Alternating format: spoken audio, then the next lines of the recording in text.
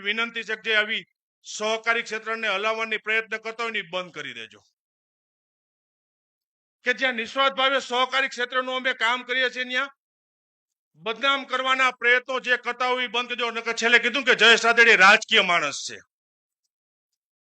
મને બધે એટલું કામ કરતા આવડતું, હું રાજકીય માણસ છું, પણ સહકારની ભાવનાની વાત આવે છે ત્યાં જયેશ રાદડિયા રાજકારણ એનું એક બાજુ મૂકે છે, કારણ કે ખેડૂતોનું હિત પેલા જોઈશે. આવા 5 માતાઓનું હિત એને જોયું, અને જેથી રાજકીય રીતે અમારી સામે આવવું હોય તેથી કાયમી સહકારી ક્ષેત્રમાં મારી તૈયારી છે. મેદાન ખુલ્લું છે, આવી જાજો. કારણ કે આ ઇમારત છે ને 2.5 લાખ ખેડૂત સભાસદોના ભરોસા ઉપર ચાલેલી ઇમારત છે. એ સમય હતો વિઠ્ઠલભાઈ વખતનો, તેદી કાકરી નથી હેલી તો આ તો મજબૂત ઇમારત છે. આનો દાણો તમારાથી નહીં હલે.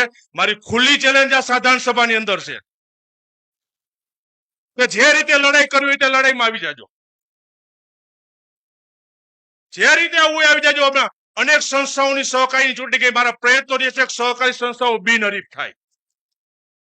સહકારી સંસ્થામાં રાજકારણ ન આવે માટેના પ્રયત્નો છે, છતાંય જેને લડવું હોય, હરી કરવી હોય તો ભૂતકાળનો બધા યાદ કરી લેજો કેટલી વિશે હો થયું. એ આ સહકારી માળખાએ તમને પરિણામ બતાવી દીધું છે, ને હજી આ ઈની સહકારી માળખું છે.